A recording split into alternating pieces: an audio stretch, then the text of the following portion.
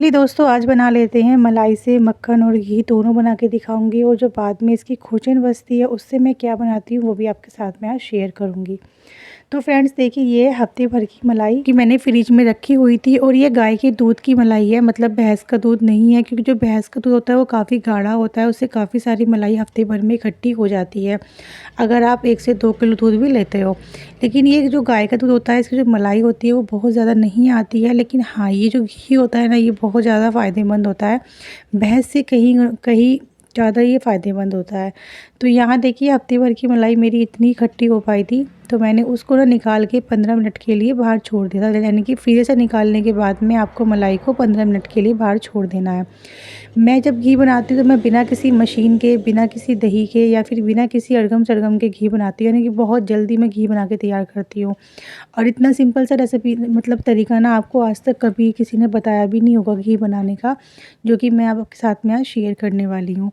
तो यहाँ पे देखिए, 15 मिनट के बाद ना मैंने मलाई को डाला कढ़ाई के अंदर और एक चमचे की मदद से ना इसको अच्छे से फेंट लिया, बिना पानी डाले। देखिए, जब भी आप मक्खन से, मतलब मलाई से मक्खन या फिर घी बना रहे हो ना, तो कभी भी ना बहुत सारा पानी मत डालिएगा, उससे ना बिल्कुल भी घी नहीं निकलता, घी फैल जाता है।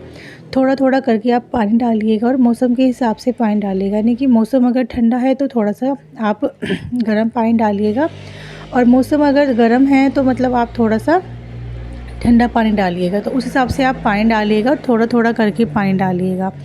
तो मैं जब भी मक्खन बनाती हूँ तो थोड़ा-थोड़ा पानी डालती रहती हूँ, उसको अच्छे से फेंटती रहती हूँ। तो इससे जो मक्खन है ना, बहुत ही आसानी से निकल जाता है। तो अभी आप देख सकते हो कि जो मक्खन है ना, बहुत ही आसानी से हमारा निकल चुका है। हाथ से ना थोड़ा-सा इसको मिक्स कर लेते हैं, यानी कि हाथ का थोड़ा-सा पंजा बनाएँगे हम इस तरह से, और इसको अच्छे से ना घुमाएँगे। इससे क्या होगा, जो मक्खन है ना वो सारा इकट्ठा हो जाएगा और इसको निकालने में काफ़ी आसानी रहेगी। तो अभी देख सकते हो कि 5 मिनट में जो मक्खन है वो निकल चुका है। अब मैं इसको हाथ से ना हल्का-सा, मतलब आपस में मिक्स कर लेती हूँ। तो हाथ से अच्छे से मिक्स कर लेंगे, मक्खन को इकट्ठा कर लेंगे, और इकट्ठा करने के बाद जो दूध ये निकला है ना, इसको या तो आप जमा के दही बना लीजिएगा, नहीं तो इसका बहुत से ना पनीर भी बना लेते हैं। मतलब मैं भी इसका पनीर बना ही लेती हूँ, और इसमें जो पनीर निकलता है ना, वो बहुत सारी क्वांटिटी में मतलब निकलता है।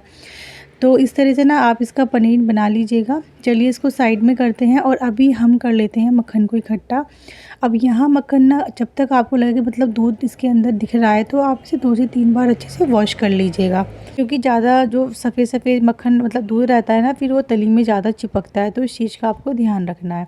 चलिए, यहाँ पर जो मक्खन है वो निकल गया है, तो मैंने इसी कढ़ाई को डायरेक्टली, आप देख सकते हो कढ़ाई में घी बनाना कितना आसान है।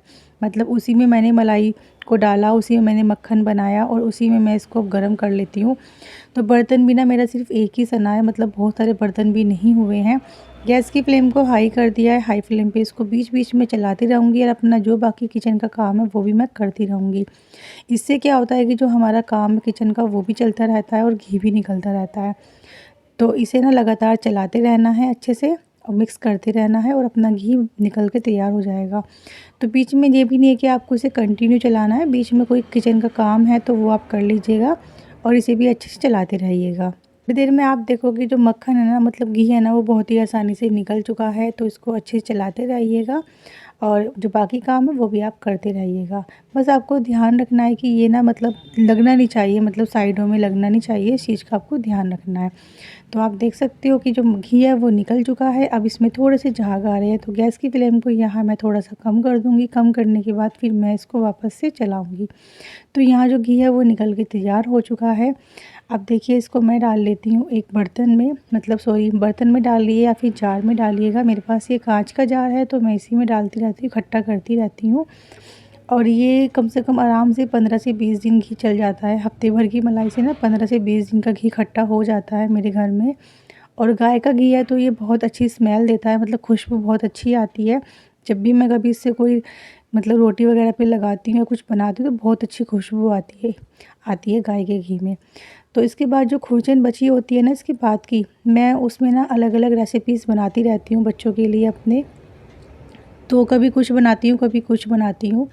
तो आज ना मेरे पास ये 2 रोटी बची हुई थी सुबह की, तो बस मैंने इनको ना हाथ से इस तरह से क्रश करके डाल दिया और इसी के अंदर ना मैं शक्कर डाल देती हूँ 2 से 3 चम्मच भर के।